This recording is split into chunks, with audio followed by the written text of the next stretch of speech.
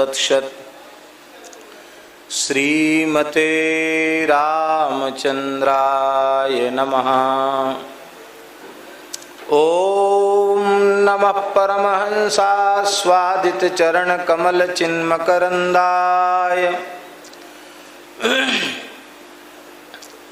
भक्तजन मानस निवासाय श्री रामचंद्राय। वागीशायस्य वदने लक्ष्मीर्यस्य च वक्षसि श्रीकृष्णाख्यं परं धाम जगद्धाम नमामि तत्। प्रह्लाद नारद पराशर पुंडरीक व्यासाम्बरीश शुक शौनक भीष्म दाल्म्यान् रुक्मांगदार्जुन वसिष्ठ विभीषणादीन् पुण्यानिमान् परम भागवतान् नमामि।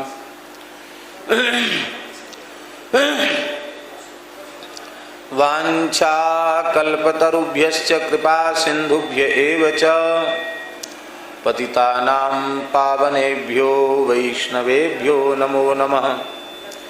सीतानाथ समारम्भां श्रीरामानन्दार्य मध्यमाम् अस्मदाचार्यपर्यन्तां वन्दे गुरुपरम्पराम्। नमो गोभ्यः श्रीमतीभ्यः सौरभेभ्य एव च नमो ब्रह्मसुताभ्यश्च पवित्राभ्यो नमो नमः। नमामि यमुनामहं सकलसिद्धिहेतुं मुदा मुरारिपदपङ्कजस्फुरद्मन्दरेणुत्कटां।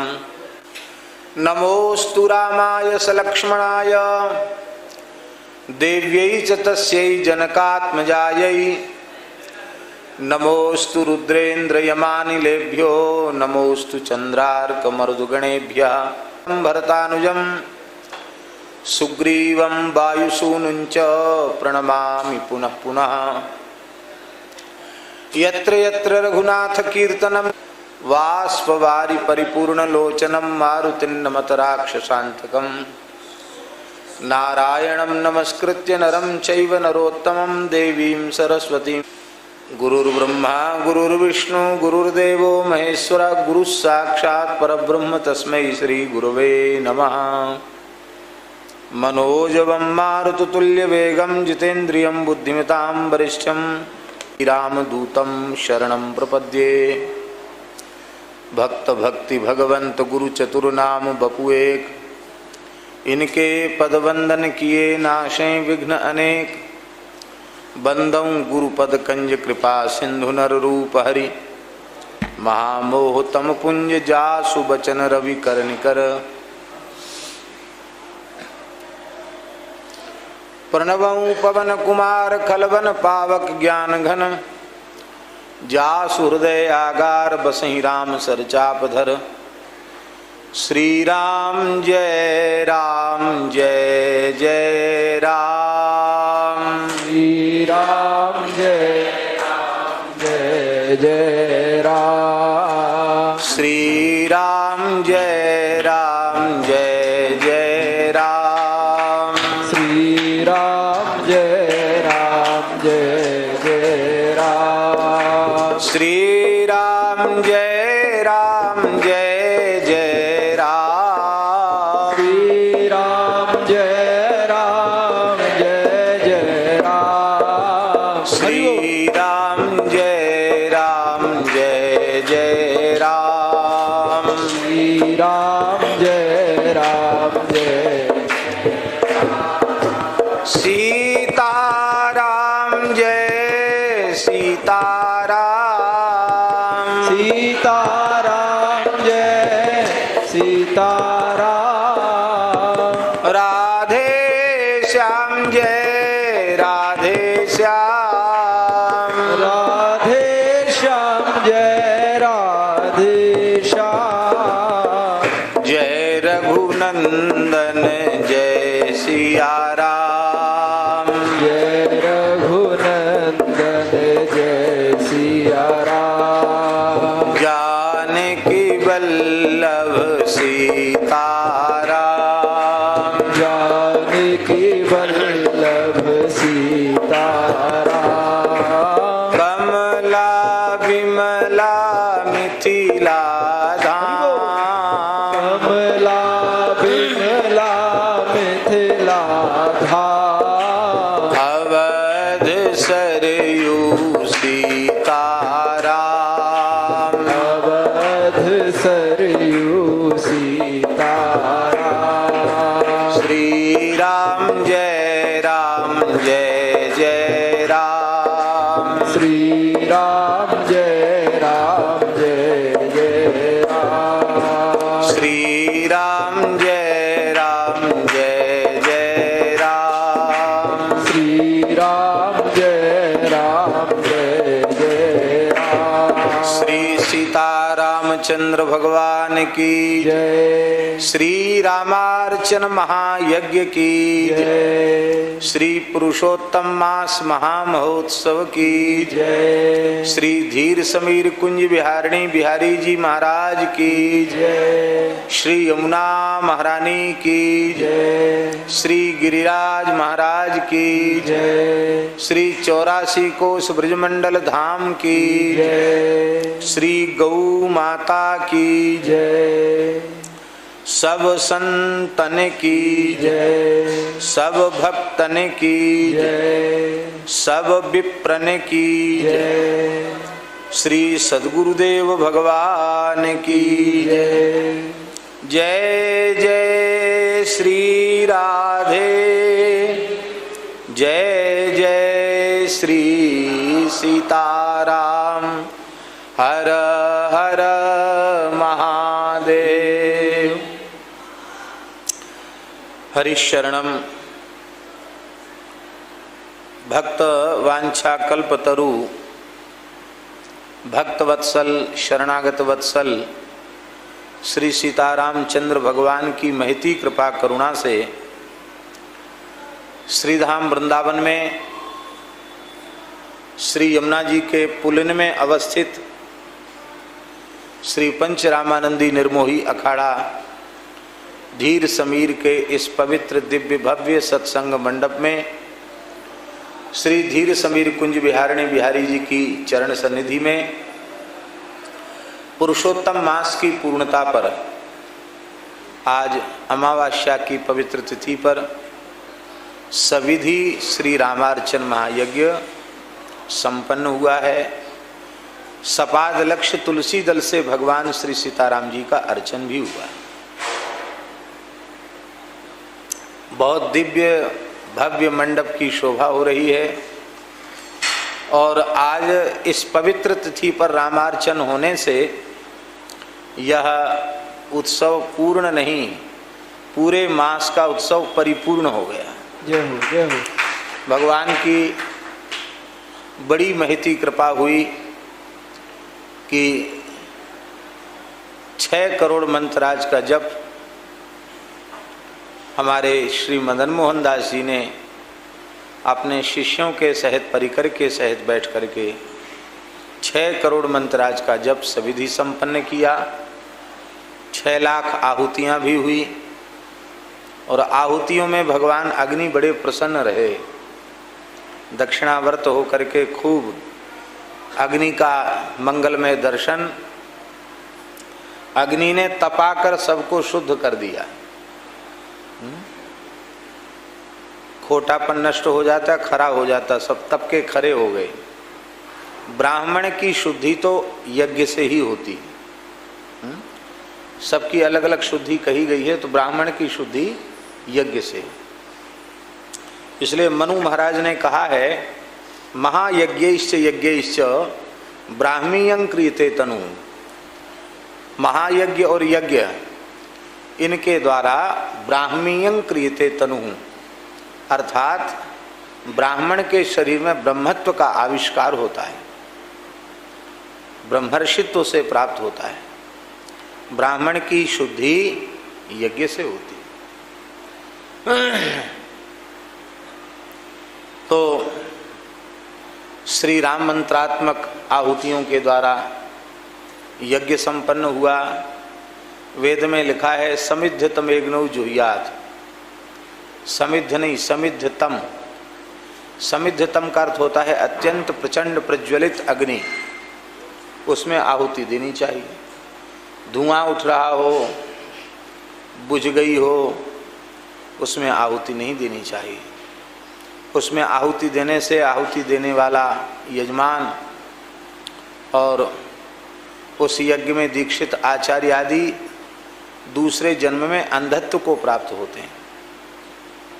इसलिए धुआं उठती हुई अग्नि में आहुति नहीं, बुझ गई उसमें आहुति नहीं। साकिल्य का गोला कहीं कहीं बन जाता है, अग्नि तो जलती है थोड़ी बहुत, और एक जगह इकट्ठे होकर पिंड जैसा बन जाता है। तो यजमान और आचार्य उनके पेट में पिंड हो जाता है। इसलिए लिखा समिद्धतम यज्ञ जुह्यात्, प्रचंड अग्नि में आहुति दे। तो अग्नि प्रचंड होवे तो समझना कि भगवान अग्नि प्रसन्न है और भगवान हमारी प्रत्येक आहुति को अत्यंत प्रसन्नतापूर्वक स्वीकार कर रहे हैं। तो सुंदर यज्ञ भी संपन्न हुआ और एक कसर रह गई थी रामार्चा की। तो ठाकुर जी अपने जनों के किसी कार्य में कोई कसर छोड़ते नहीं हैं। तो श्री रघुनाथ जी ने अतिशय कृपा करके आज इसको परिपूर्ण किया।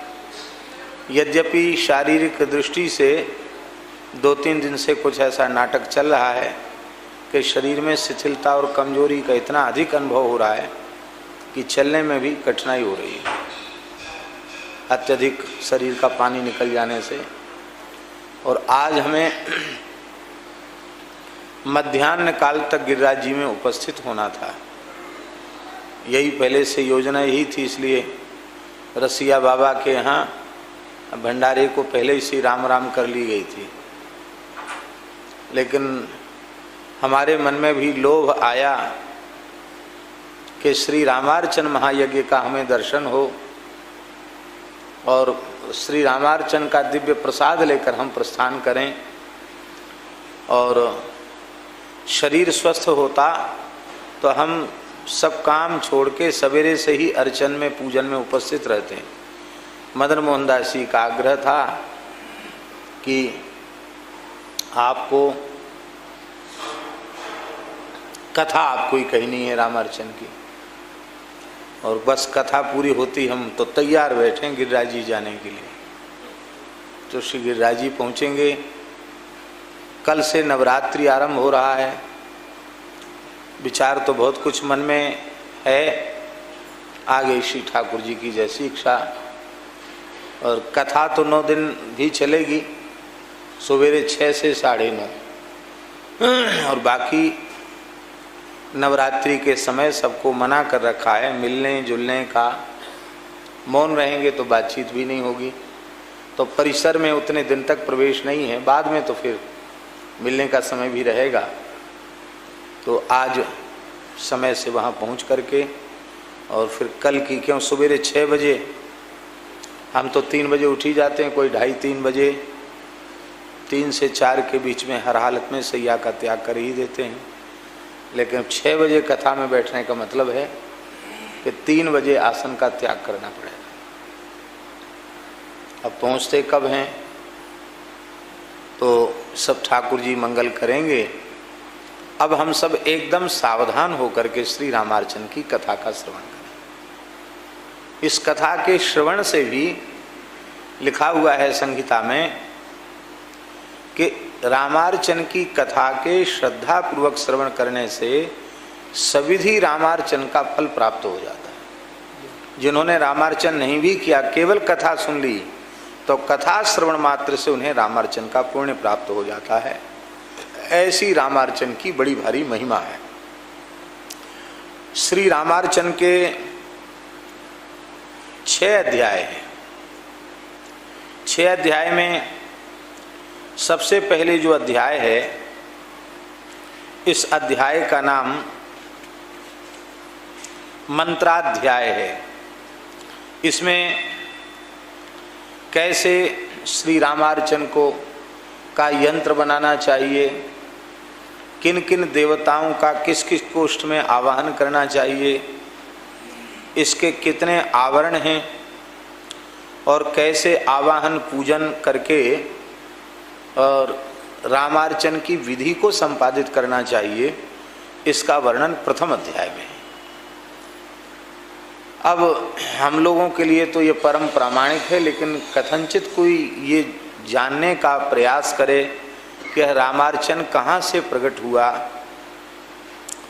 तो शिव संहिता के भव्योत्तर खंड में श्री रामार्चन महात्म्य का निरूपण किया गया है।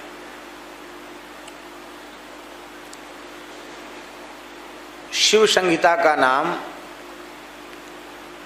श्री नाभा गोस्वामी जी ने भक्तमाल ग्रंथ में लिया है। आगमोक्त शिव संहिता अगर एक रस भजन रति, उरग अष्टकुल द्वारपाल, सावधान हरिधाम थिति, यहाँ भी है। और शिव संहिता प्रणीत ज्ञान सनकादिक सारी, वहाँ भी शिव संहिता का नाम। तो इतनी बात तो स्पष्ट ही हुई कि शिव संहिता कोई 100-200 वर्ष पुरानी पुस्तक का नाम नहीं है। 500 वर्ष पहले नाभाजी भक्तमाल का प्रणयन कर रहे हैं, उस समय भी वे शिव संहिता का उल्लेख कर रहे हैं। तो यह नारद पंचरात्रि की एक संहिता ही है। उस संहिता में इसका विस्तार पूर्वक वर्णन किया गया है। श्री सीता रामचंद्र भगवान की जय। मंत्राध्याय को हम संक्षिप्त रूप में कह रहे हैं। आदौ पुण्यस्थले चैव सुजलेन मृदा तदा, शोधितायां धरायां च बिरचेन मंडपम शुभम। सबसे पहले रामार्चन के स्थल का चयन करना चाहिए। अत्यंत पवित्र स्थल हो। यमुना जी के पुलिन से अधिक पवित्र स्थल और क्या होगा। साक्षात श्री यमुना जी का दर्शन सन्मुख हो रहा है। सच्चिदानंद स्वरूप श्री धाम वृंदावन है। इससे अधिक पवित्र पुण्य स्थल और क्या होगा। अत्यंत पवित्र जल से उस स्थल का पहले परिमार्जन करना चाहिए, धोना चाहिए। फिर सुंदर तीर्थ की मृत्तिका से गोमय से मिश्रित करके गोबर और मिट्टी से चौका लगाना चाहिए। इस तरह से जब धरती शोधित हो जाए तो उस पर सुंदर पीठ स्थापित करके उस पर सुंदर मंडप का निर्माण करना चाहिए। और ऊपर से लाल चंदोबा लगाना चाहिए। पताकाएं चारों दिशाओं में लगानी चाहिए और बड़े सुंदर 4 द्वार बनाने चाहिए। द्वारेषु पूर्ण कुंभा सहस्चित्रान सपल्लवान, द्वारों में पूर्ण कुंभ स्थापित करना चाहिए। 5 पल्लव कलशों में स्थापित होने चाहिए और उन कलशों में दीपक भी विराजमान होना चाहिए। अक्षत पुंज पर, चावल के ऊपर अक्षत पुंज, अक्षत उनको कहते जो टूटे फटे चावल ना हो, एकदम सही साबित चावल, उन अक्षतों के पुंज के ऊपर उन कलशों को स्थापित करना चाहिए। चारों कोने में कदली के खंभ, फल से युक्त कदली के खंभ स्थापित करना चाहिए। पीठ कैसा होना चाहिए, तो पीठ जो है चतुरस्रम च पीठकम लक्षणम उत्तमम, चौकोर होना चाहिए, माने लंबाई चौड़ाई दोनों समान होनी। कितना बड़ा है ये? 6x6 का है, तो समान होना चाहिए। जो भी हो, 5x5 का हो या 6x6 का हो या 8x8 का, जो भी हो, लंबाई चौड़ाई दोनों समान होनी चाहिए। उस पर पीले रंग का बिछोना बिछाया जाना चाहिए और शाली नाम के तंडुल का चूर्ण, उस चूर्ण से नील पीत सिता सितई ही, नील पीला, असित, सित माने सफ़ेद, असित माने काले, इनसे चावलों से पीठ का निर्माण करना चाहिए। चावल का आटा बना करके उसको रंग करके भी करते हैं और सीधे चावल से भी पीठ का निर्माण कर देते हैं। 21 कोष्ठ का यंत्र बनाना चाहिए। और उसमें आवरण देवताओं का आवाहन करना चाहिए, संकल्प करना चाहिए और हाथ में यव अक्षत तिल इसको लेकर के आवाहन करना चाहिए। सबसे पहले पूर्व भाग में भगवती महेश्वरी का आवाहन करना चाहिए। अब यहाँ एक प्रश्न है कि सर्वप्रथम शास्त्र की विधि से, आगम और निगम की विधि से गणपति स्मरण पूर्वक ही और कार्य आरंभ होता है। सर्व विघ्न विघात के लिए सबसे पहले विघ्न विघाताय गणपति स्मरणं कुर्यात् अविघ्नमस्तु।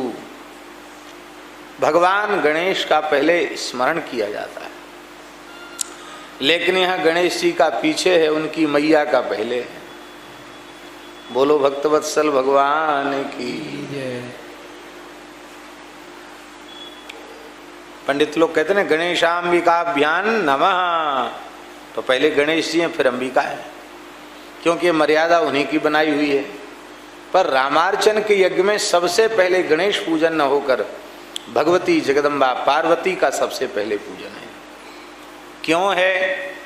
क्योंकि रामार्चन की इतनी जो महिमा स्थापित हुई, इसके मूल में भगवती जगदम्बा अन्नपूर्णा पार्वती माहेश्वरी ही कारण है। रामार्चन के प्रसाद की इतनी महिमा है, इसमें भगवती जगदम्बा माहेश्वरी अन्नपूर्णा ही कारण है।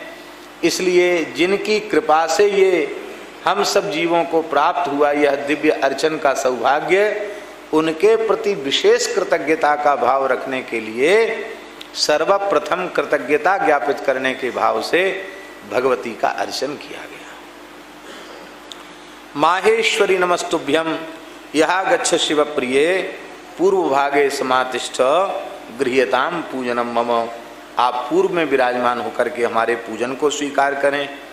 फिर उन्हीं के निकट में गणेश जी का, फिर महाशक्ति का, फिर महालक्ष्मी का, फिर महादुर्गा का, फिर भगवती गायत्री का, फिर भगवती सावित्री का, फिर भगवती सरस्वती का, फिर समस्त मातृयों का आवाहन करना चाहिए। सिद्धि देवी का, बुद्धि देवी, सिद्धि बुद्धि है गणेश जी की पत्नी, उनका आवाहन, लोक माताओं का आवाहन और महादेवी का आवाहन, देव माता अदिति, देव मातृ माने अदिति जी का आवाहन, और फिर वासुदेवता का आवाहन, और फिर पंच लोकपालों का आवाहन करना चाहिए। फिर श्री मनु जी महाराज का आवाहन करना चाहिए। मनु से केवल स्वयंभू मनु तो हैं ही हैं, वस्तुतः मनु शब्द जो है चतुर्दश मनुओं का बोधक है, इसलिए 14 मनुओं का पूजन करना चाहिए, स्मरण करना चाहिए। इसके बाद वशिष्ठ आदि संपूर्ण ऋषियों को आवाहित करना चाहिए, उनका पूजन करना चाहिए। ये इनको वायव्य कोण और पश्चिम दिशा के मध्य भाग में वशिष्ठ आदि ऋषियों का पूजन करना चाहिए। फिर अधिदेवता प्रत्यक्ष देवता, इनके प्रत्येक देवता के अधिदेव और प्रत्यक्ष देव भी होते हैं, उनका पूजन करना चाहिए। और इसके बाद नवग्रहों का स्थापन पूजन करना चाहिए। 10 दिक्पालों का पूजन, गौरीपति भगवान शिव का पूजन, अग्नि और दक्षिण के मध्य में, अग्निकोण और दक्षिण के मध्य में इनका पूजन करना चाहिए। और इसके बाद अब यहाँ इनका पूजन संपन्न करने के पश्चात फिर श्री अयोध्या जी का आवाहन करना चाहिए। श्री कौशले नमस्तुभ्यमिहा गच्छ सुगाम्बुधे मध्य भागे समातिष्ठ पूजनम प्रतिगृह्यताम। मध्य भाग में भगवती सरयू महारानी का आवाहन करना चाहिए। कौशल्या जी, कौशल जो अयोध्या जी है, अयोध्या जी का आवाहन करना चाहिए। इसके बाद भगवती सरयू जी का आवाहन करना चाहिए। इस धरती का सबसे पहला नगर अयोध्या है और इस धरती की सबसे पहली नदी सरयू है। अयोध्या से पहले कोई नगर इस धरती पर नहीं था और सरयू जी से पहले इस धरती पर कोई नदी नहीं थी। इसलिए आदि नदी और आदि नगर अयोध्या को और आदि नदी सरयू को कहा जाता है। इसीलिए संसार में कहीं भी कोई भी मनुष्य क्यों ना हो, हैं, अब मारवाड़ी लोग देश विदेश में न जाने कहाँ कहाँ बसे हैं, अब वहाँ जाते भी नहीं जहाँ पैदा हुए थे। पर उनसे पूछो तो कहाँ के, बोले सीकर के। कहाँ के हो, बोले लक्ष्मणगढ़ के। कहाँ के, बोले माधवपुर के। कहते कि नहीं, क्यों? उनके पुरखा वहाँ के थे, वहाँ उनके पुरखा थे, तो पुरखों का जो जन्म स्थान है, भले ही उनका कई पीढ़ियां बीत गईं।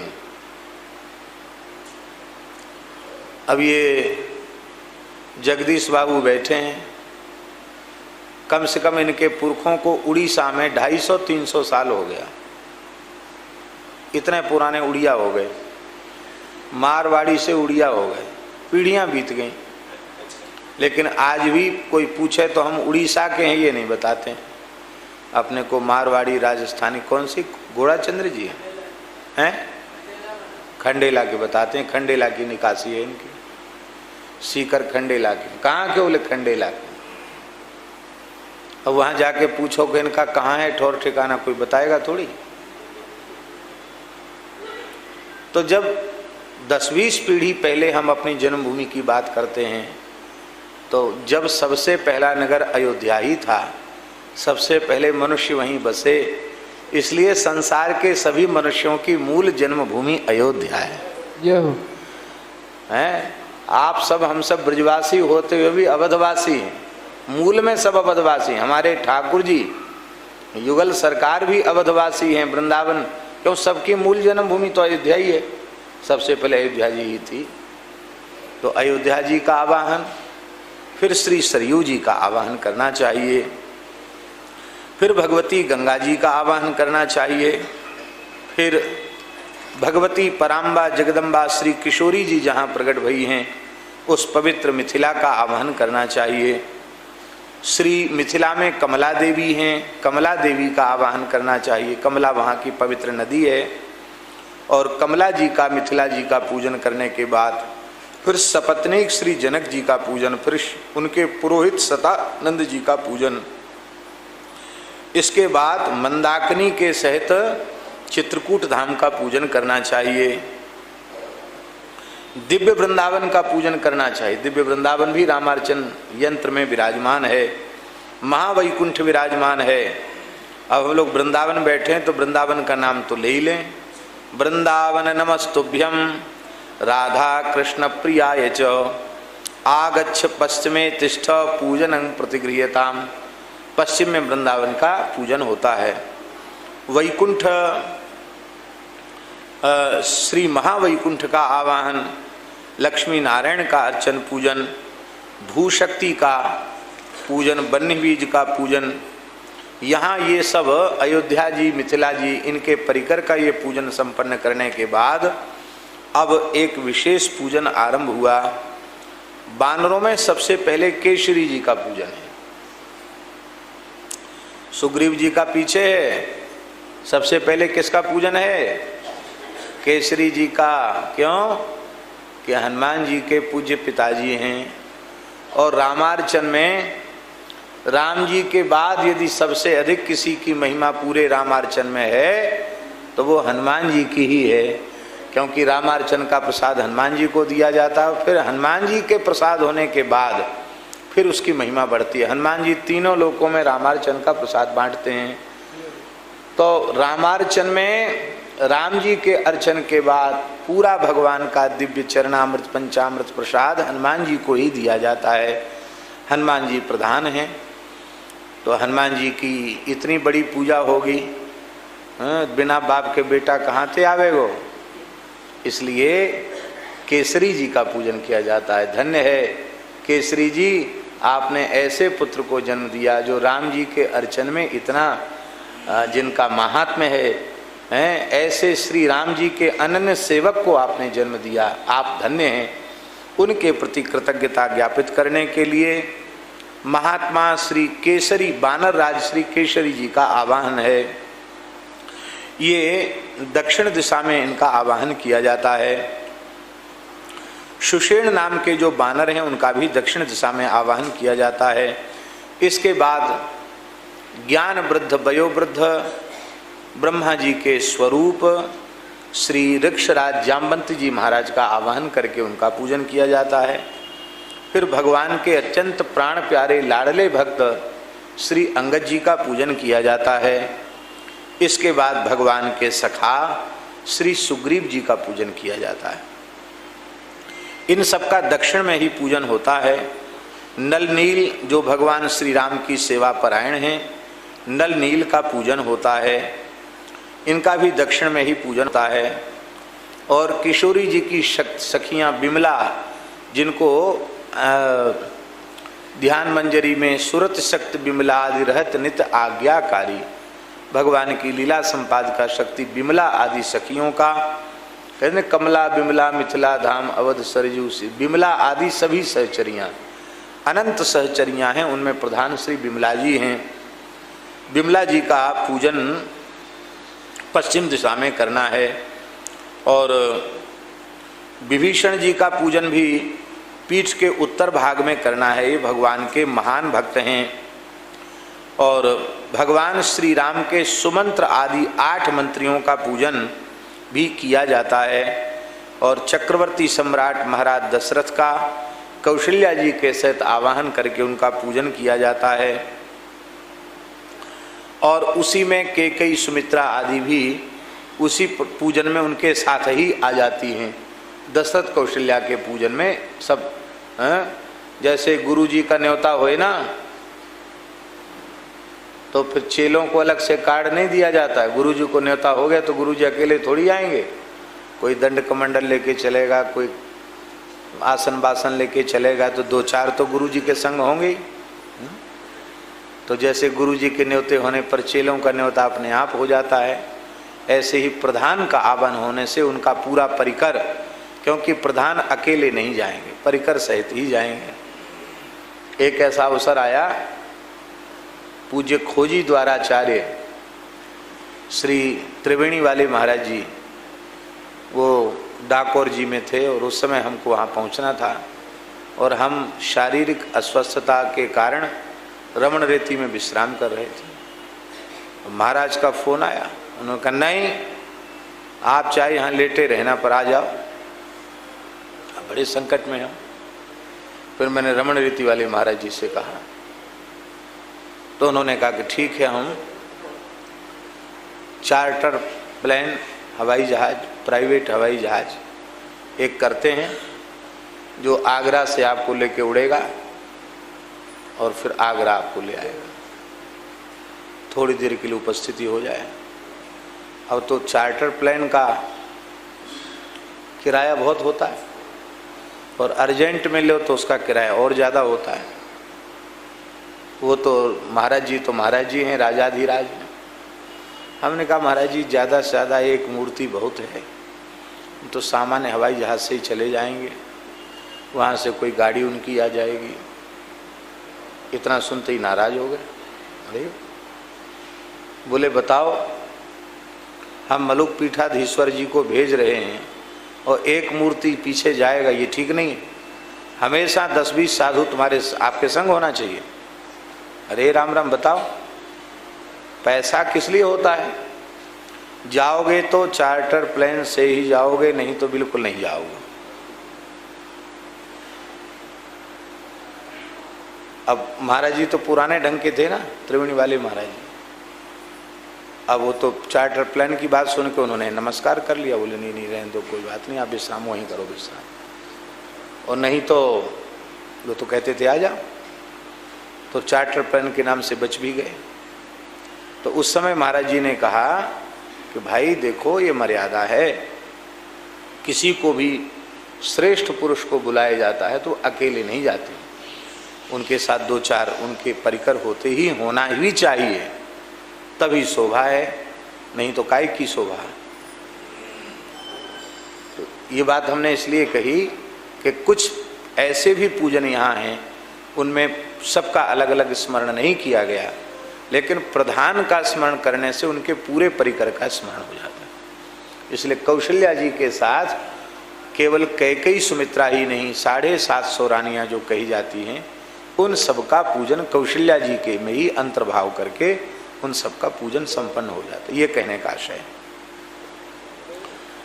फिर याम्य भाग में, पूर्व भाग में तो श्री दशरथ जी का कौशल्यादि के सहित, इसलिए श्री कौशल्यादि भी सह, कौशल्या आदि के सहित, आदि में सब आ गए हैं। और श्री लक्ष्मण जी का पूजन दक्षिण दिशा में करना है। श्री वृंदावन बिहारी लाल की जय। आप बैठे रहो, आज गोविंद जय जय गोपाल जय जय गोविंद जय जय गोपाल जय जय राधा रमण हरि गोविंद जय जय राधा रमण हरि गोविंद जय। श्री वृंदावन बिहारी लाल की। फिर इसके बाद मदन मोहन दास जी आप विराज जाएं, पूरी कथा के बीच में उठे नहीं करें। धन्यवाद।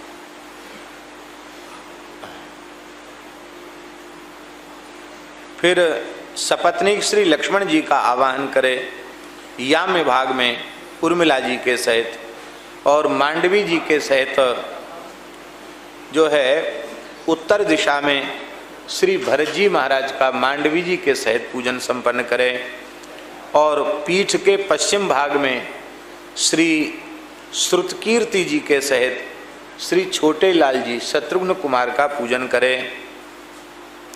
फिर पूर्व भाग में श्री हनुमान जी का आवाहन करें। श्री हनुमन नमस्तुभ्यम यहाँ गच्छ कृपानिधे पूर्व भागे समातिष्ठ पूजनम स्वीकुरु प्रभो। पूर्व भाग में विराजमान होकर के आप पूजन स्वीकार करें। इस प्रकार से सबका आवाहन करें और सबको विधिवत पंचोपचार अथवा षोडशोपचार अथवा महाराजोपचारों से जैसे भी हो सके उनका सविधि सबका पूजन करना चाहिए। यह प्रथम अध्याय संपन्न हुआ। बोलो श्री रामचंद्र भगवान की। मंजरी युक्त तुलसी जल से भगवान का अर्चन पूजन करना चाहिए। आज यहाँ 1.25 लक्ष तुलसी भगवान को अर्पित की गई है। और फिर हनुमान जी को भी 108 तुलसी अर्पित करनी चाहिए, पर हनुमान जी अमनिया तुलसी स्वीकार नहीं करते हैं, इसलिए भगवान श्री राम के अर्चन की तुलसी ही उठा करके और वही तुलसी उनके मस्तक पर विराजमान करना चाहिए। है भगवान के तो चरणों में अर्पित होगी तुलसी, पर भक्त के मस्तक पर तुलसी को अर्पित की, इस भाव से कि हनुमान जी भगवान निर्माल्य को अपने मस्तक पर धारण कर रहे हैं, इस भाव से। सुंदर पुष्पमाला दुर्वांकुर ये करके फिर भगवान की अंग पूजा करनी चाहिए। धूप अर्पित करना चाहिए, दीप नैवेद्य, जल, आचमन, फल, तांबूल, इन सब के अलग अलग मंत्रों का निर्देश किया गया है। और फिर भगवान को प्रार्थना करनी चाहिए कि हे प्रभु, आप अपने परिकर के सहित यह दिव्य नैवेद्य आप आरोगें।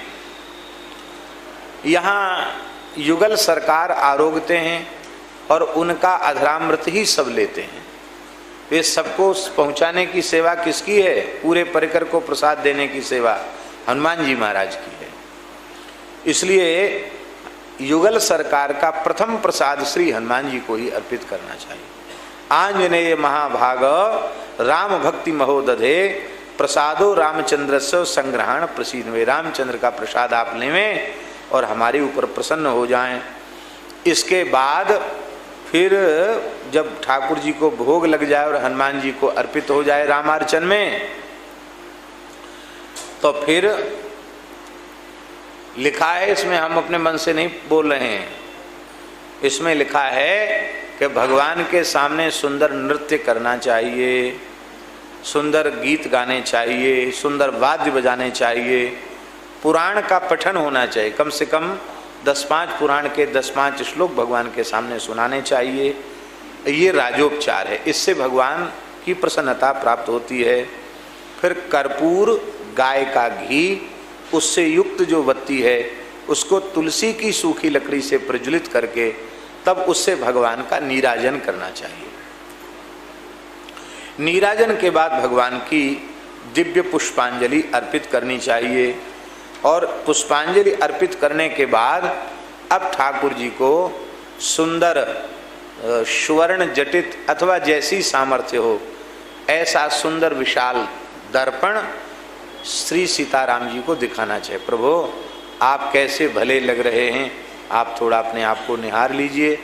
तो दर्पण में भगवान की छवि को भगवान देखें, फिर भक्त लोग भी उसका दर्शन करें, अर्चक दर्शन करें। तो ठाकुर जी को दर्पण दिखाने की विधि है, दर्पण दिखाना चाहिए। स्वच्छ स्फटिक संकाश प्रतिबिंब प्रदर्शकम आदर्शम प्रतिगृहिणी स्व जानक्या सह राघव। श्री किशोरी जी के साथ आप दर्पण देखिए। इसके बाद फिर उनको फल अर्पित करनी चाहिए और फिर उनका किसी स्तुति के गान के द्वारा उनके स्तुति वंदन स्तुति करनी चाहिए। फिर जाने अनजाने बहुत से अपराध भगवान की सेवा में बन जाते हैं, उनकी क्षमा याचना भी भगवान से करनी चाहिए। फिर प्रदक्षिणा करनी चाहिए और फिर साष्टांग प्रणाम करना चाहिए। प्रत्येक प्रदक्षिणा के बाद साष्टांग प्रणाम करना चाहिए। ये इस प्रकार से ये संक्षिप्त हमने स्मरण किया है। ये दूसरा अध्याय संपन्न हुआ। बोलो श्री सीतारामचंद्र भगवान की जय, रामार्चन महायज्ञ की जय। प्रत्येक अध्याय पूरे पर घंटा शंख बजाया जाता है, पुरानी परंपरा। बस हो गया। शंख वाले पहले से तैयार रहो, जैसे अध्याय पूरा हो तो बजाओ। अब तीसरे अध्याय का शुभारंभ हो रहा है। भगवती पार्वती जी वह प्रश्न कर रही हैं, भगवन् सर्वधर्मज्ञ सर्वशास्त्र विशारद लोकानाम उपकारार्थम यत्नान्युक्तान्यनेकशः। हमने पहले ही निवेदन किया कि इस रामार्चन का जो महान अनुष्ठान है, यज्ञ है महाराज जी, इसमें गणेश जी का पूजन सबसे पहले नहीं है। 5 आवरण हैं, पंचावरण है ना, उनमें सबसे पहले भगवती पार्वती जी का पूजन है। क्यों है? इसलिए कि पार्वती जी ने ही शंकर जी से पूछ करके रामार्चन पूजन का प्रकाश करवाया है। इसलिए इतना दिव्य अनुष्ठान जिनकी कृपा से प्रकट हुआ है, उनके प्रति कृतज्ञता ज्ञापित करने के लिए सबसे पहले उनका पूजन किया जाता, बाद में गणेश जी का पूजन। तो पार्वती जी ने कहा कि भगवान आपने तमाम तंत्र यंत्र मंत्र व्रत अनुष्ठान बहुत स्तोत्र योग यज्ञ व्रत सब कुछ आपने बताए। आप किसी भी ग्रंथ को उठाकर देखो, सब जगह उमा महेश्वर संवाद, उमा महेश्वर संवाद, सब जगह। दूसरा काम ही नहीं है, धंधा ही नहीं शंकर जी के पास। दिनों रात कथा कीर्तन ही बस यही काम है। कौन सा ऐसा उपासना का भाव है जिसका स्मरण इन दोनों के संवाद में न किया गया हो? और जो जिस प्रकार का अधिकारी उसको उस प्रकार का, रसिकों के लिए रसिक वाला, प्रेमियों के लिए प्रेमी, सकाम वालों के लिए सकाम वाला, तंत्र मंत्र वालों के लिए तंत्र मंत्र वाला, ये सबका प्रकाशन है। आपने तपस्या दान ऐसे तमाम साधन आपने बताए हैं जिनसे मनुष्यों के क्लेश समाप्त हो जाएं। और ये संसार के लोग तो बेचारे बड़े दुखी हैं, कोई धनहीन है, कोई पुत्रहीन है, कोई आधी व्याधि से युक्त हैं, किसी के काम बनते बनते बिगड़ जाते हैं, कोई बहुत थक जाते हैं। तो भगवान ये लोग बड़े दुखी हैं, इन सब का दुख दूर हो और इनका परम कल्याण भी हो, ऐसा कोई साधन बताओ जिससे सहजता पूर्वक सब कुछ प्राप्त हो जाए। श्री महादेव उवाच, महादेव जी ने कहा कि हे पार्वती तुम बहुत धन्य हो। क्यों धन्य हो? यतस्त्वम सर्वलोकानां हितम वांछसि सर्वदा। तुम इसलिए धन्य हो कि संसार के प्राणियों के हित की कामना सदा तुम्हारे मन में रहती है, इन जीवों का कैसे हित हो, ऐसी करुणा तुम्हारे भीतर है, इसलिए हे भगवती तुम धन्य हो। देखो आज मैं तुम्हें अत्यंत अद्भुत एक दिव्य प्रयोग बता रहा हूं, जिसके स्मरण मात्र से जीव को संपूर्ण सिद्धियां प्राप्त हो जाती हैं। यह रामार्चन यज्ञ है, और महाराज जी एक दिन में संपूर्ण यज्ञ है। ये धर्म अर्थ काम मोक्ष तो देगा ही, तुष्टि पुष्टि भी देगा, और जिसको कोई कामना नहीं है उसे युगल सरकार के चरणों में विमल अमल अनुराग की प्राप्ति हो जाएगी, जो चाहे सो प्राप्त हो जाएगा। रामार्चन के प्रभाव से ब्रह्मा जी सृष्टि करते हैं, रामार्चन यज्ञ करके विष्णु भगवान पालन की सामर्थ्य प्राप्त करते हैं, रामार्चन यज्ञ करके शिव जी कहते मैं स्वयं संहार की सामर्थ्य प्राप्त करता हूं। इसलिए राम यज्ञ बिना सिद्धम नाम नापनुयात धन्य कर्म भी पूजा दानम जपम यज्ञम तपक कुर्यात अखंडितम। ये श्री राम यज्ञ के बिना सिद्धि नहीं होती है। इसलिए हम संपूर्ण विघ्नों का नाश करने वाली रामार्चन महायज्ञ की विधि का हम वर्णन कर रहे हैं। रामार्चाया परो यज्ञो रामार्चाया परंतपा रामार्चाया परम दानम रामार्चाया परो जपा रामार्चाया परम पुण्यम नास्ति लोके सूत्रस्वपि रामार्चनम परम सेव्यम बद्धोद्धार करम परम। इस प्रकार से रामार्चन को सबसे श्रेष्ठ बताया और आदि व्याधि को नष्ट करने वाला बताया, और राजाओं को ये प्राप्त हो जाए, वैश्यों को ब्राह्मणों को ये प्राप्त हो जाए, ये सब बात बताई। सौभाग्य संतति प्राप्त होवे, क्षय टीबी अपस्मार मृगी कुष्ठ और महामारी, इन रोगों का भी शमन विधि पूर्वक रामार्चन करने से हो जाता है। किसी के ऊपर बहुत कर्ज चढ़ गया, कर्ज उतर ही नहीं रहा है, विधि पूर्वक रामार्चन करने से वो ऋण मुक्त हो जाता है, ग्रहों की पीड़ा शांत हो जाती है, क्रोध मात्सर्य का हरण हो जाता है। बहुत से लोग होते महाराज क्या करें, हमारा गुस्सा ही कम नहीं हो रहा, तो क्रोध की निवृत्ति के लिए मात्सर्य की निवृत्ति के लिए रामार्चन करें तो भी ठीक हो जाएगा। दुष्ट बुद्धि का नाश हो जाता है, क्षमा सौशील्य सौहार्द आदि गुण प्रकट हो जाते हैं।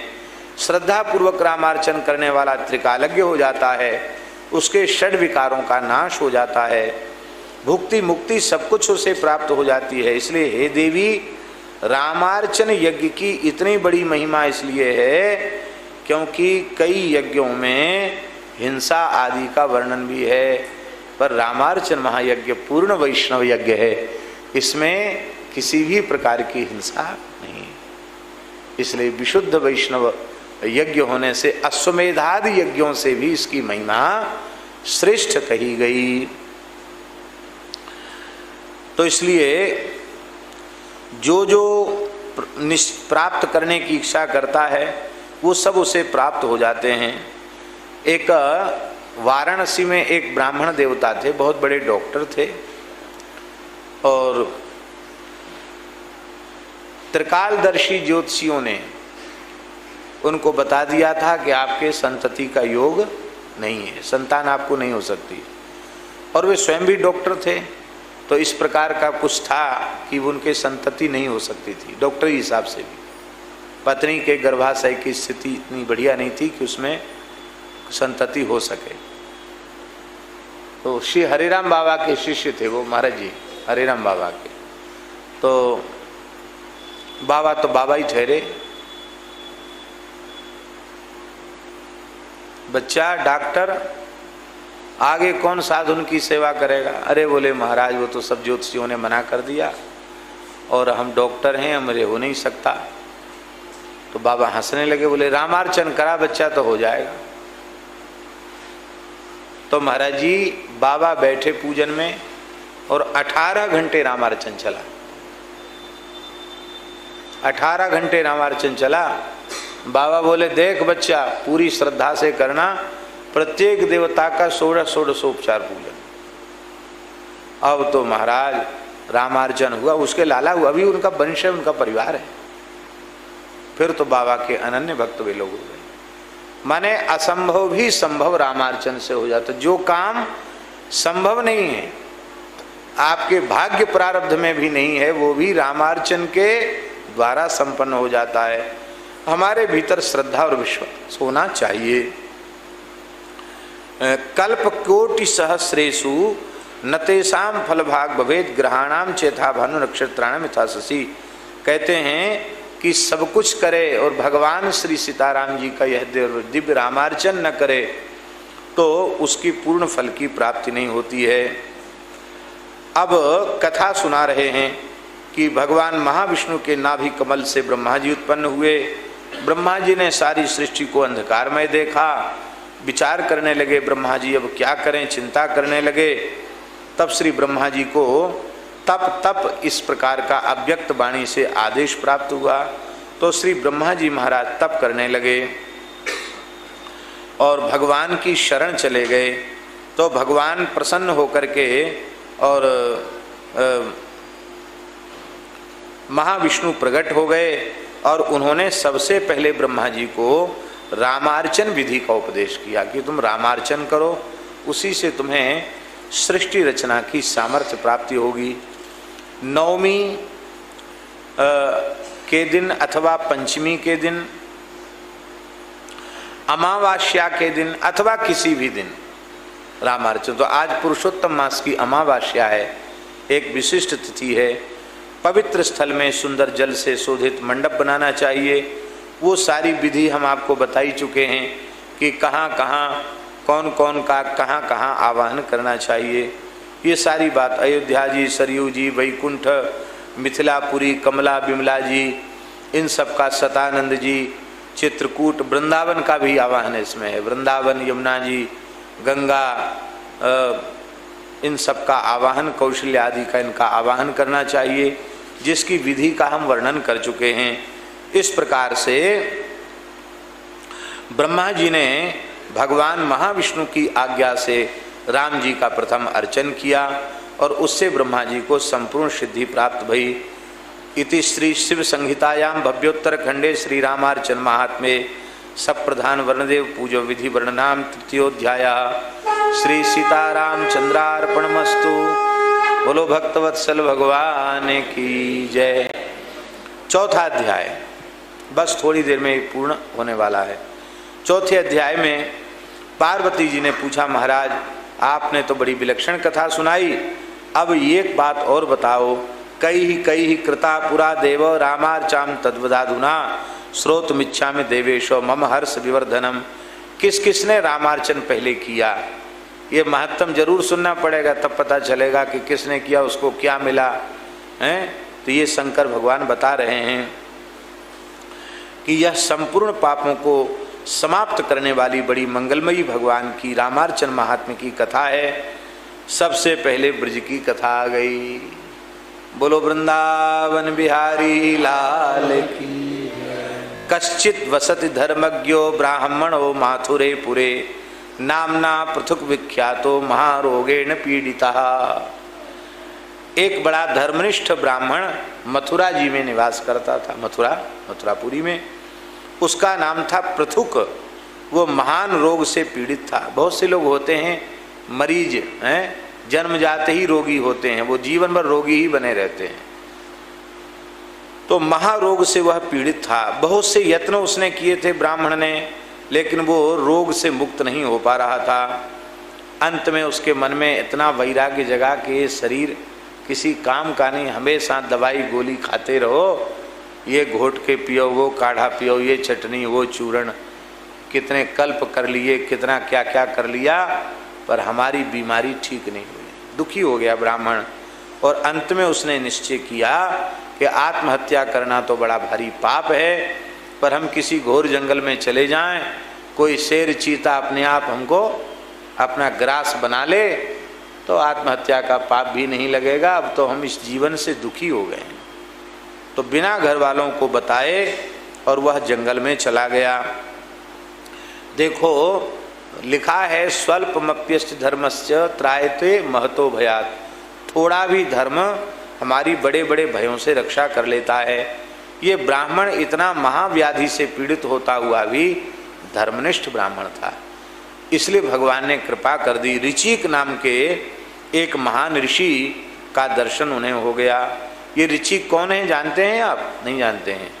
महर्षि ऋचिक परशुराम जी के बाबा, परशुराम जी के पिता महर्षि जी, और ऋचिक जी के पिता श्री भृगु जी महाराज। भृगु जी जो हैं, ऋचिक जी बाबा और भृगु जी पर बाबा, ये इनकी परंपरा है। तो ऋचिक नाम के ब्राह्मण दिखाई पड़ गए। अब तो महाराज चरणों में पड़ करके रोने लग गया। तन्न होकर के ऋचिक जी ने कहा, वत्स ब्राह्मण देवता, तुम दुखी मत हो, तुम श्री रामार्चन करो और रामार्चन में युगल सरकार का प्रसाद हनुमान जी को अर्पित करो और हनुमान जी से प्रसाद लेकर के तुम प्रसाद पाओ, उससे तुम्हारा सारा रोग नष्ट हो जाएगा। देखो, प्रसाद से भवरोग नष्ट हो जाता है तो शरीर का रोग क्यों नष्ट नहीं होगा। पर हम लोगों की समस्या ये है कि प्रसाद में पदार्थ बुद्धि हम लोग रखते हैं। ये युगल सरकार का अधरामृत है, ऐसा भाव करके प्रसाद पावें तो प्रसाद पाने से ही सारे पाप ताप संताप आदि व्याधि रोग सब नष्ट हो जाएंगे प्रसाद पाने से। बोलो भगवत प्रसाद की जय।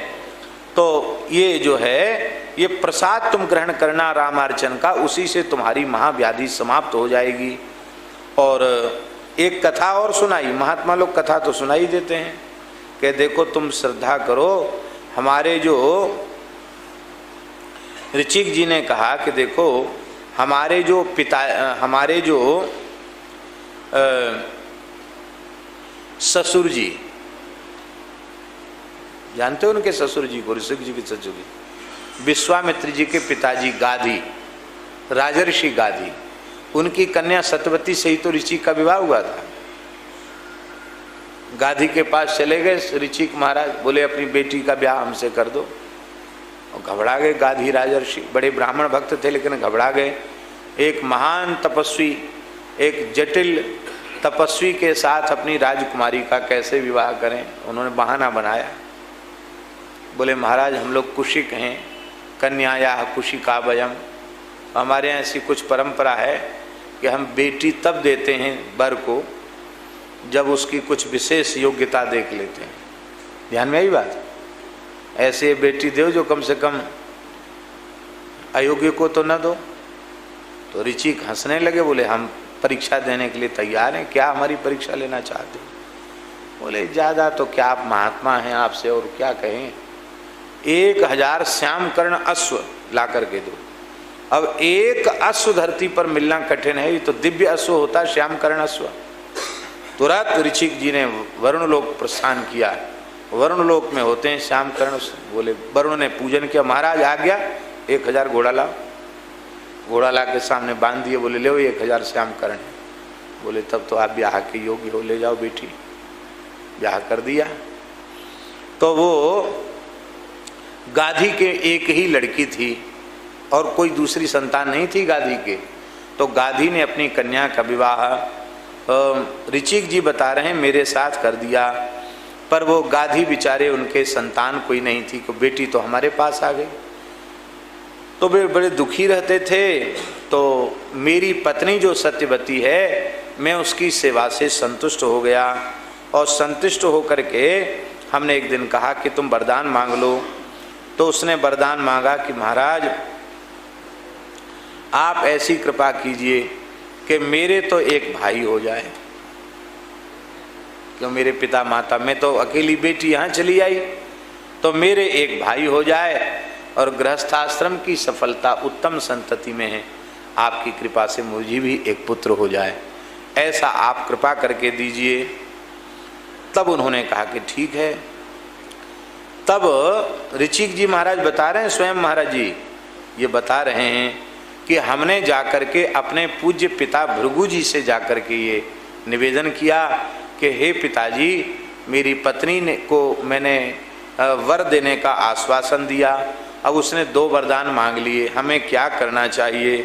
तब भृगु जी महाराज ने श्री ऋचिक महर्षि बोल रहे हैं कि मेरे पिता भृगु जी ने हमको रामार्चन की विधि का उपदेश किया और कहा कि तुम रामार्चन करो और रामार्चन में 2 प्रकार के चरु का निर्माण करो।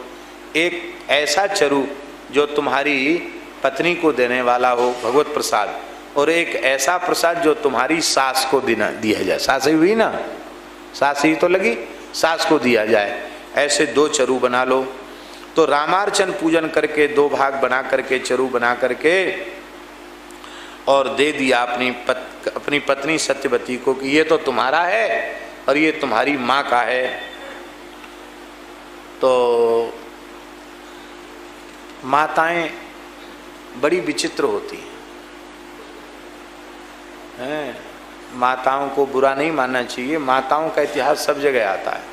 माता ही हैं भाई, हर जगह इनका कोई ना कोई इतिहास छिपा हुआ है। इनकी बुद्धि बहुत आगे काम करती है, सिद्धि बुद्धि सब यही तो यही है। तो महाराज सत्यवती की माँ ने कहा कि देखो बेटी, मैं तो हूँ सास, वो लगते जमाई, मैं सास हूँ, पर तुम तो उनकी प्राण वल्लभा पत्नी हो। तो तुम्हारे लिए जो चरु उन्होंने बनाया है ना, उसमें विशेष मंत्रों का प्रयोग किया होगा।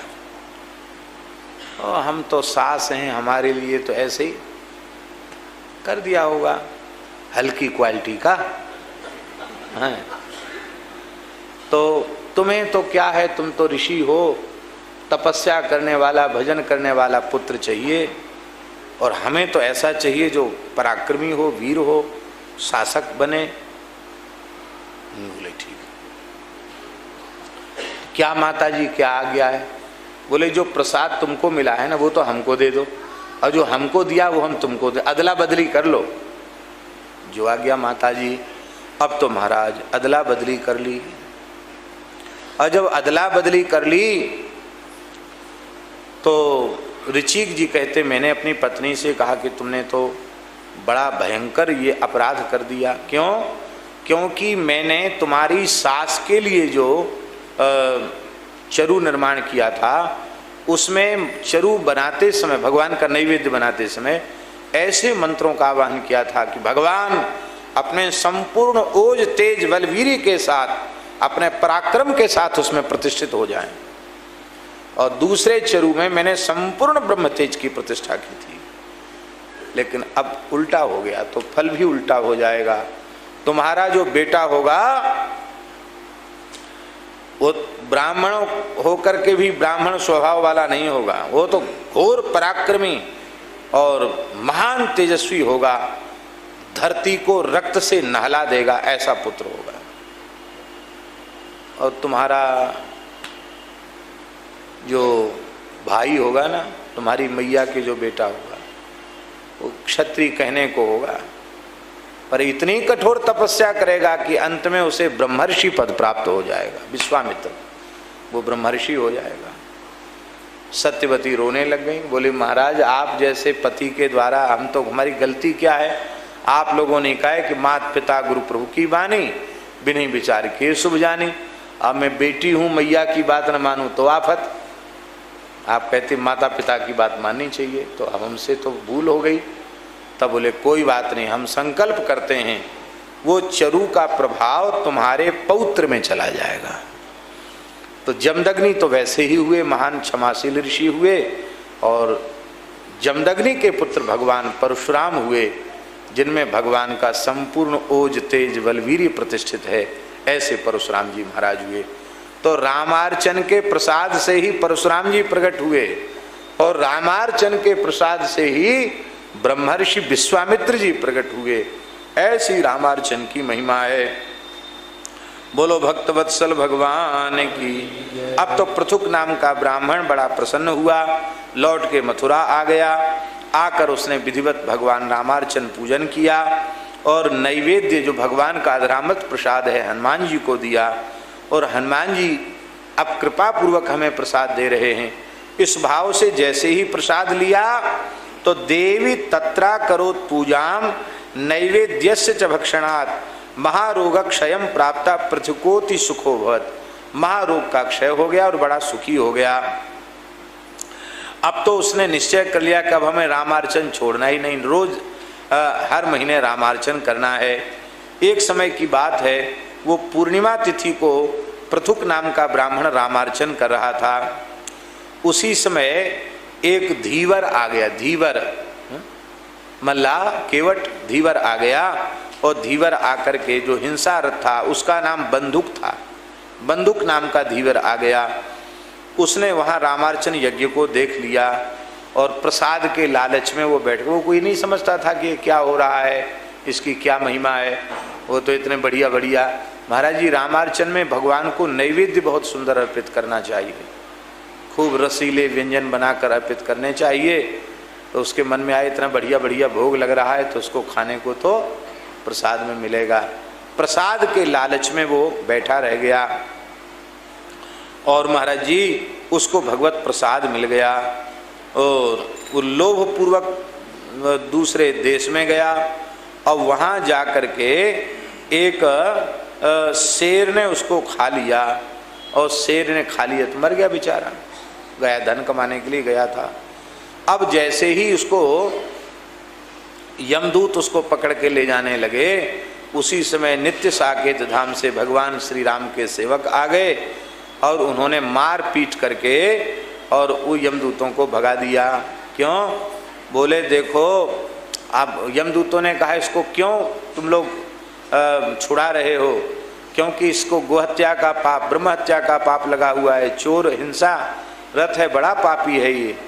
भगवान के पार्षदों ने कहा, श्री राम पार्षदा ऊँचू, उन्होंने कहा कि देखो इसने जीवन में एक पुण्य किया कि श्री रामार्चन का एक बार प्रसाद पा लिया, और उसमें श्रद्धा तो नहीं थी, पदार्थ का ही लोभ था, पर रामार्चन का प्रसाद इसने पा लिया। एक बार भी जिसने रामार्चन प्रसाद ले लिया अब वह यमपुर जाने का अधिकारी। महाराज उस पृथुक को पुष्पक विमान में बिठा करके वो सब राम जी के पास ले गए। यमदूतों ने जाकर अपने पास मुगदर सब पटक दिए यमराज के सामने। बोले अब हमें नौकरी नहीं करनी, अब नहीं जानी हम। क्यों? अरे बोले जान बची तो लाखों पाए, लौट के बुद्धू घर को आए। बड़े आ गए सब शक्ति संपन्न महापुरुष, उन्होंने हमको मार पीट के भगा दिया। क्यों? कहते उस पापी ने और कोई काम नहीं किया था, केवल एक बार प्रसाद पा लिया। क्या हो गया प्रसाद पाने से? इतना सुनते ही यमराज ने कानों पर हाथ रख लिया। अरे राम राम राम, आगे नहीं बोलना, नहीं तो भगवत प्रसाद का अपमान हो जाएगा। देखो तुम लोग बड़े भाग्यशाली हो, यद्यपि तुमने बड़े पाप किए थे तब जमलोक में जमदूत बने। जमदूत जानते हो कौन बनता है?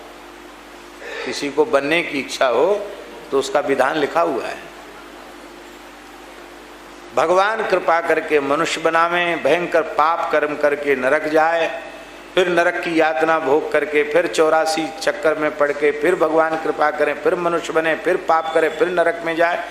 ऐसी कम से कम नरक के 100 चक्कर लगा लेता है। तो यमराज की उससे जान पहचान हो जाती, बार बार कोई आता तो पहचान में आ जाता है। अरे बोले भाई ये तो बड़ा भगत है नरक का, इसको बार बार कल्याण का अवसर भगवान देते हैं, घूम फिर के यहीं आ जाता है। बोले अब तुम यहीं रहो, तुम्हारी अटकन भटकन कुछ दिन के लिए ख़त्म कर देते हैं, यहीं रहो, क्योंकि सब नरकों का तुम्हें पता है कहाँ कैसी कैसी सजा दी जाती है। तो उसको अलग से ट्रेनिंग नहीं देनी पड़ती है, क्योंकि वो भुक्त भोगी होता है, इसलिए तुमको जमदूत बनाया गया। 100 जन्म तक पाप करे, नरक भोगे, वो जमदूत बनता है। तो देखो रामार्चन का प्रसाद उस पापी ने ले लिया, और उस प्रसाद के लेने मात्र से और तुम लोगों का भाग्य, वो तो भगवान के धाम को चला गया, और तुम्हें प्रसाद की महिमा से युक्त जीव के के माध्यम से भगवान श्री राम के पार्षदों के दर्शन का सौभाग्य प्राप्त हो गया। भगवत पार्षद भी भगवत तुल्य ही होते हैं। पार्षदों का दर्शन हो जाए तो भगवान के दर्शन से वो कम नहीं है, ऐसा समझना चाहिए। और अब तुम ऐसा मत करना। और बता दिया उन्होंने कि जो रामार्चा करते हैं वो श्रेष्ठ महापुरुष हैं, वो राम स्वरूप हैं, रामार्चाम ये प्रकुर्वन्ति देवी मानव सत्तमाह ते वै रामस्वरूपास्यु पूज्या सर्वै महर्षि। हमारे श्रीधाम वृंदावन में पूज्य श्री मथुरा दास जी भक्तमाली जी बड़ी श्रद्धा पूर्वक वर्ष में 2-3 बार रामार्चन किया करते थे और तब तक पानी नहीं पीते थे जब तक पूरा रामार्चन नहीं हो। स्वयं रामार्चन में वो विराजते थे। वृंदावन में रामार्चन की परंपरा तो श्री मथुरा दास जी भक्तमाली जी ने ही आरंभ की, ऐसा हम समझते हैं। अब सुन लो, अश्वमेधायुत शतम राजसूय शतायुतम रामार्चाया प्रसादस्य कलाम नारहंति षोडशी। सैकड़ों अश्वमेध, सैकड़ों राजसूय यज्ञ रामार्चन प्रसाद की महिमा की 16वें अंश की बराबरी नहीं कर सकते। रामम समर्च्य रामस्य प्रसादान्नम हनुमते यो ददात प्रिय तस्य सर्वाभीष्टम प्रसिद्ध्यति। कहते हैं भगवान श्री राम का अर्चन करके वह प्रसाद हनुमान जी को देता है, उसकी संपूर्ण अभीष्ट की सिद्धि हो जाती है।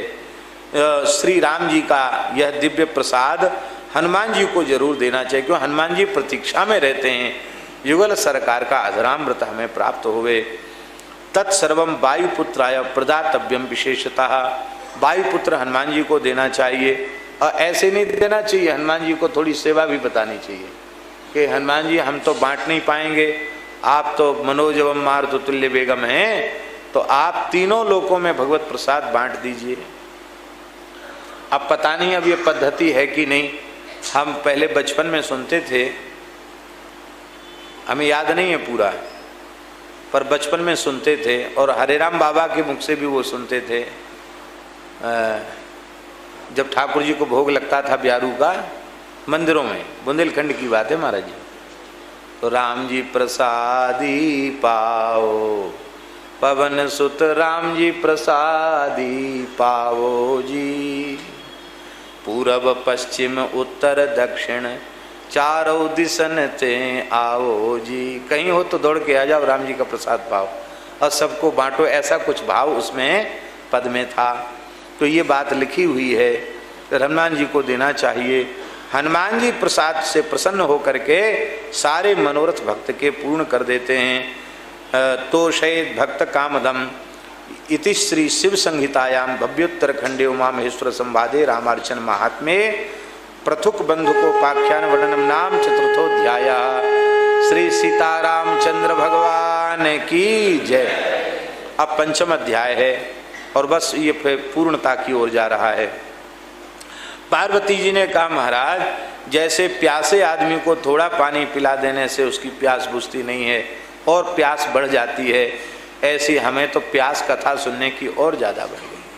आप कुछ और कथा भी सुनाइए तो हमारा भाव और जग जाए। भगवान शिव ने कहा कि देखो, पुराने समय की बात है, विशाला नाम की पुरी में एक वैश्य निवास करता था। उस वैश्य का नाम था सरमा, ये नाम था उसका। वो बड़ा धनाढ्य था और कैसा था, असत्य संयु था। उसका नियम ही था, उसने निश्चय कर रखा था कि हमको सत्य बोलना ही नहीं। बहुत से लोग ऐसे होते हैं दृढ़व्रती कि वो सत्य को भी झूठ बनाकर बोलेंगे।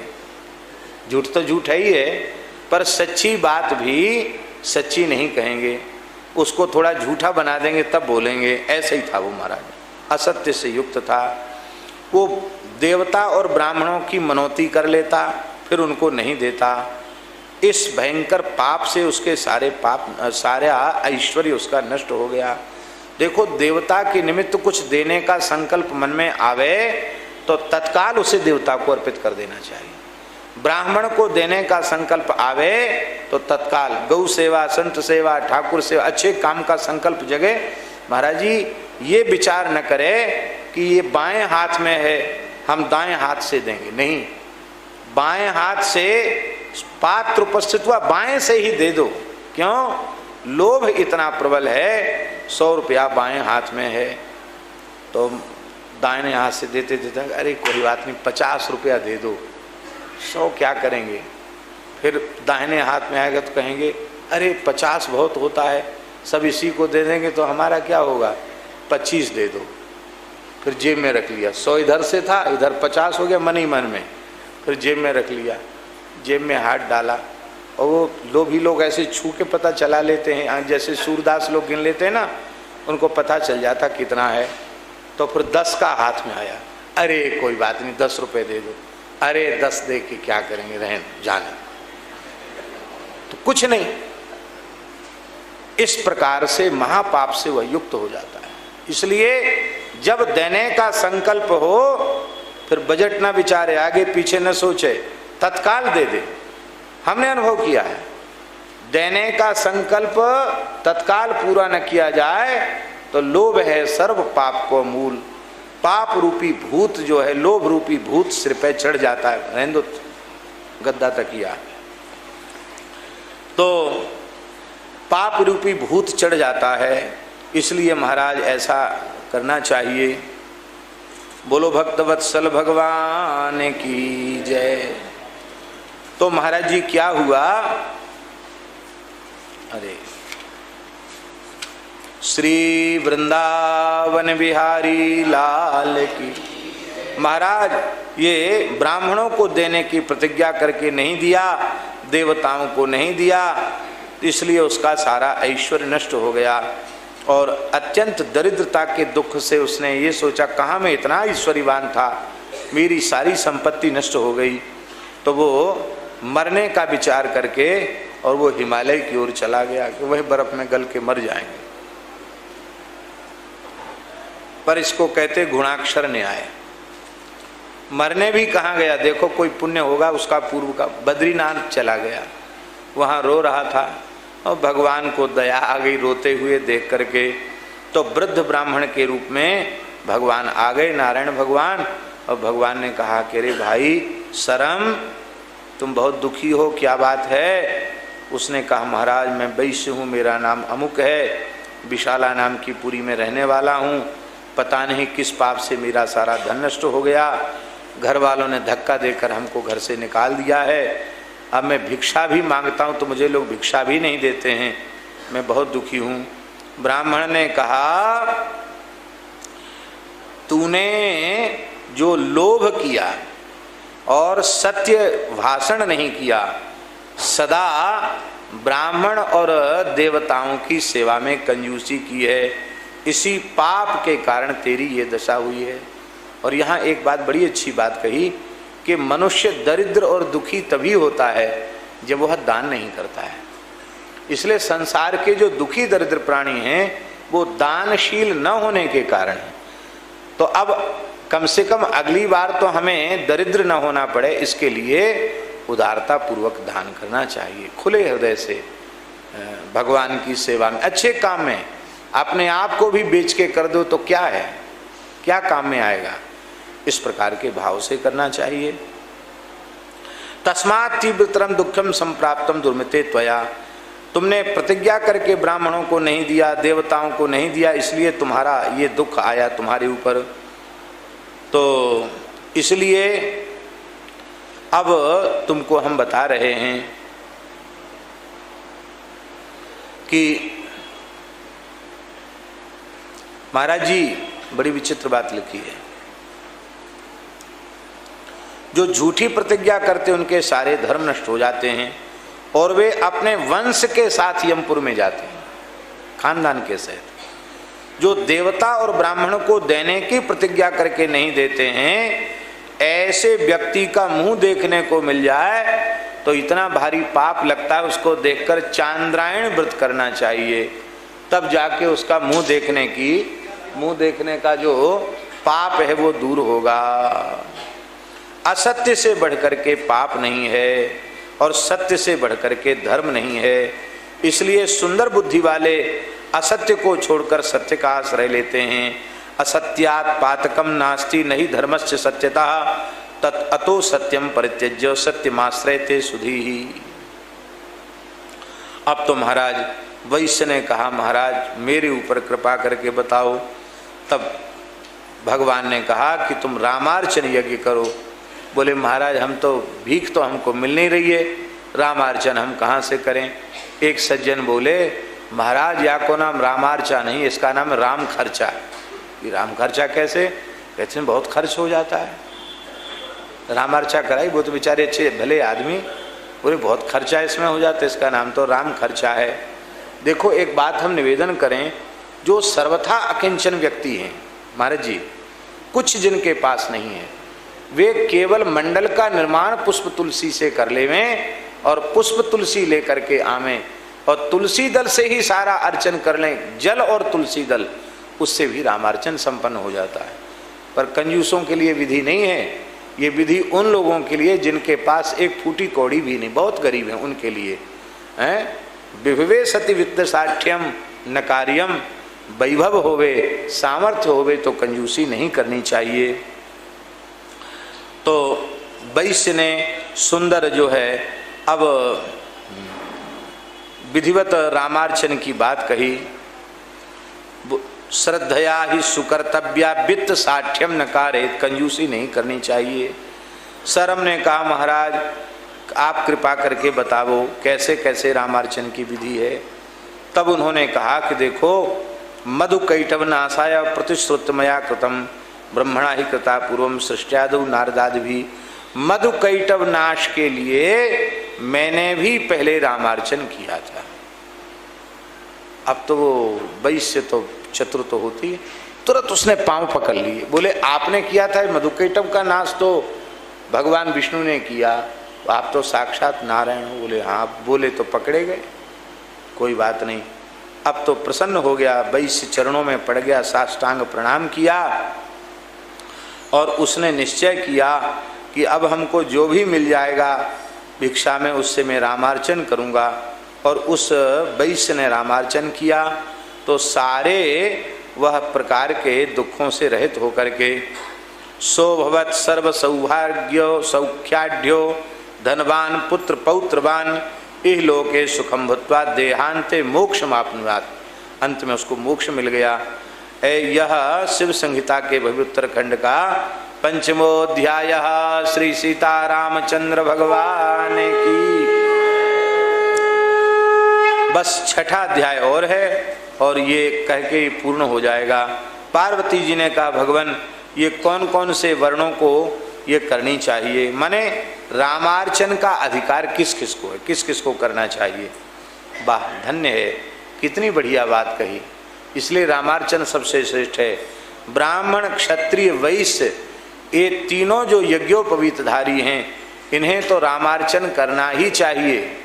संध्योपासन करने वाले, यज्ञोपवीत धारण करने वाले, कथनचित कोई शूद्र है और वैष्णव है, भगवान का भक्त है, उसके मन में रामार्चन का भाव है तो उसे एक ब्राह्मण को अपना प्रतिनिधि बना करके और उसे सविधि रामार्चन कराना चाहिए, जिससे वह संपूर्ण रामार्चन के पुण्य की प्राप्ति करेगा।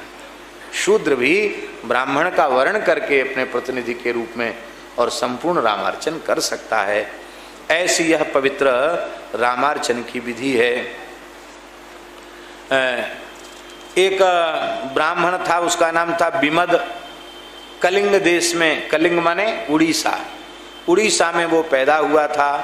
महापापरत दुष्ट था। कलिंग से चलता चलता गुर्जर प्रदेश में गुजरात में पहुंच गया। वहाँ एक वह महाधूर्त एक गुजरात में पहुंचकर एक वेश्या में आसक्त हो गया। अब धन तो उसके पास था नहीं, तो वेश्या को प्रसन्न कैसे करे, तो राजा के वाटिका में पुष्पों की चोरी करने लग गया। पुष्प ला करके और वो वेश्या को अर्पित करता था रति के लिए। एक बार रात में चोरी से पुष्प लाकर उसने वेश्या को दिए और वो महाराज एक सुंदर उसके हाथ से, और वेश्या के लिए महाराज जी ले जा रहा था, गुलाब का पुष्प उसके लेके जा रहा था। एक गुलाब का पुष्प मार्ग में गिर पड़ा बगीचे में। उसी समय धर्मदत्त नाम का ब्राह्मण रामार्चन के लिए वन में पुष्प के लिए जा रहा था। उसने देखा ताजा फूल है और ऐसी जगह पर पड़ा है जहाँ किसी का पैर भी नहीं पड़ा होगा, तो उसने बड़ी श्रद्धा से उतारा, थोड़ा प्रोक्षण करके उसको डलिया में रख लिया और उस दोना में रख करके उस धर्मदत्त नाम के ब्राह्मण ने रामार्चन में उस एक फूल को जो धोखे से गिर गया था, उस फूल को लगा दिया। अब महाराज ये तो विमद नाम का जो ये दुष्ट ब्राह्मण था, एक जगह चोरी करने गया और वहाँ पकड़ लिया लोगों ने। चोरियाँ बहुत करता था महाराज जी, पकड़ लिया तो पंचायती मार पड़ी। पंचायती मार जानते हो? पुलिस के पास लोग नहीं देते हैं, चोर पर मारो मारो तो जो आता है अपने हाथ सफल सब करते हैं, कोई जूता से कोई चप्पल से। और एक आदमी मारने पीटने वाला हो तो बेचारा सहे। इतने लोग पीटने वाले आ गए कि वो मर गया महाराज, पीटते पीटते वहीं मर गया। मरते ही यमदूत उसको पकड़ करके ले गए और जैसे ही यमराज के यहाँ पहुँचे, यमराज ने कहा चित्रगुप्त, हाँ महाराज देखो इस ब्राह्मण का खाता खोल करके। अरे बोले महाराज ये तो महापापी है, कोई पाप कर्म इससे बचा ही नहीं, पर एक इससे धोखे से पुण्य बन गया। वेश्या के लिए फूल लेके जा रहा था, एक फूल गिर गया, एक गुलाब का फूल भगवान की सेवा में लग गया, ये हो गया इससे पुण्य।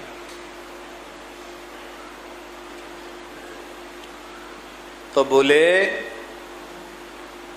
इसका फलादेश सुनाओ। एक फूल रामार्चन में लग गया, उसका फलादेश सुनाओ। बोले इसका फलादेश ये है कि 6 महीना पुष्प के विमान में बैठकर इसको खूब जो चाहे सो भोग विलास इसको मिलेगा, बाद में भयंकर नरक इसको जाना पड़ेगा। ब्राह्मण रोने लग गया।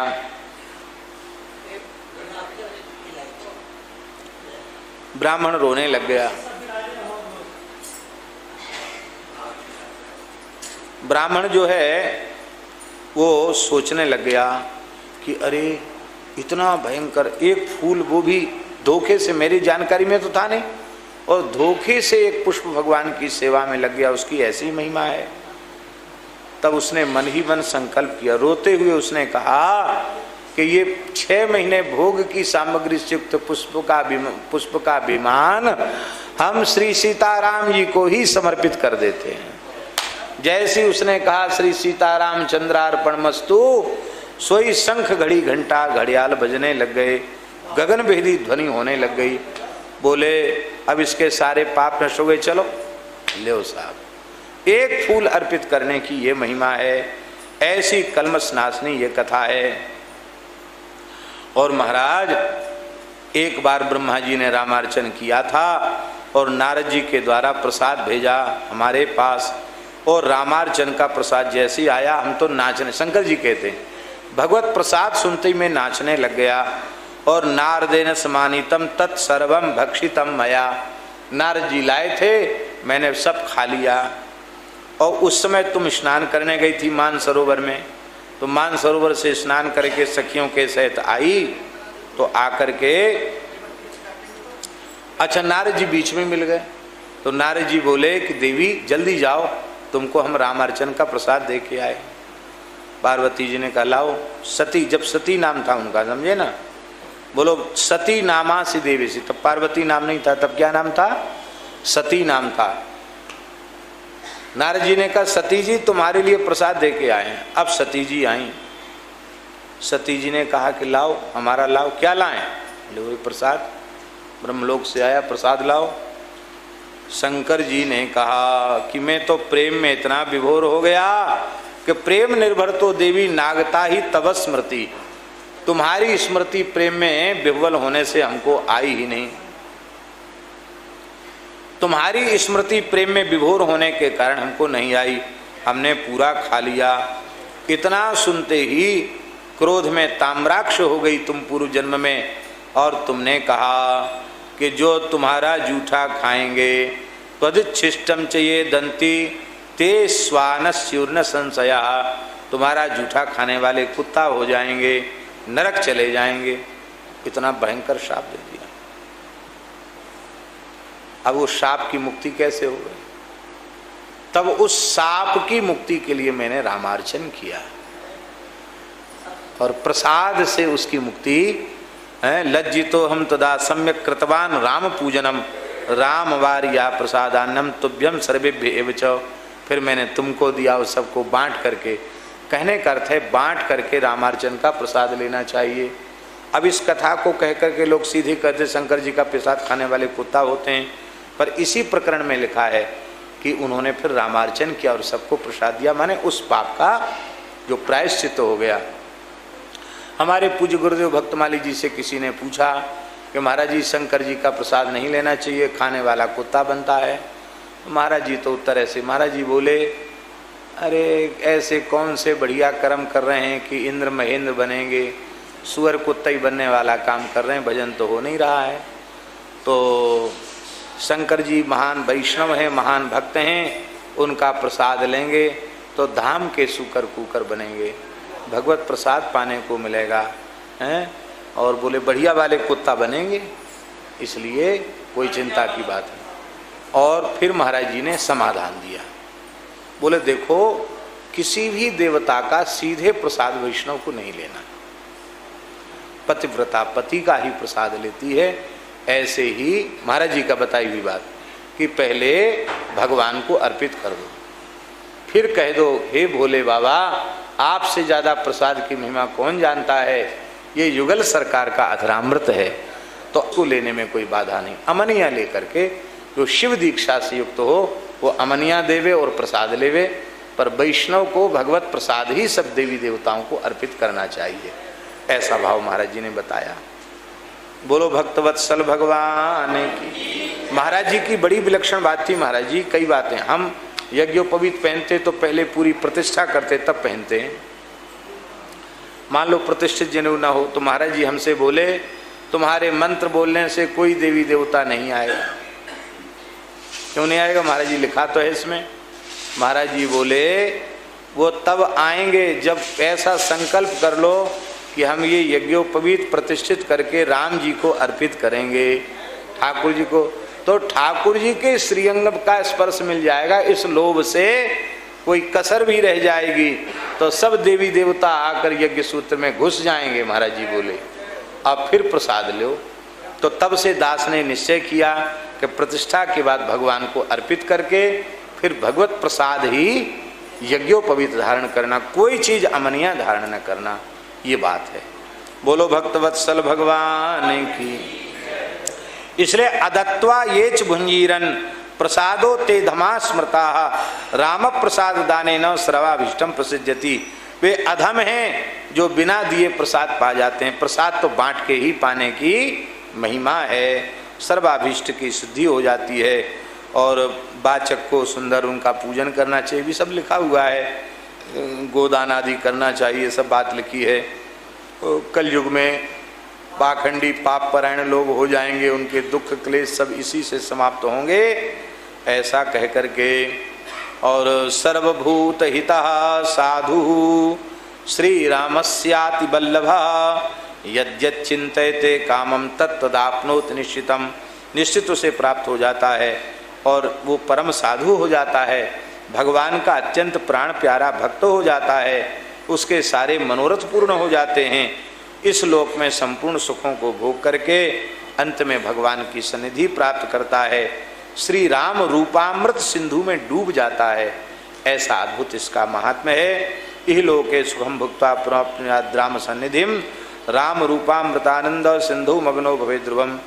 इति श्री शिव संहितायां भव्योत्तरखंडे उमा महेश्वर संवादे श्री रामार्चन महात्म्ये विबुधोपाख्यान वर्णन नाम षष्ठोऽध्यायः। श्री सीतारामचंद्रार्पणमस्तु। श्री राम जय जय राम, श्री राम जय सीताराम जय सीताराम।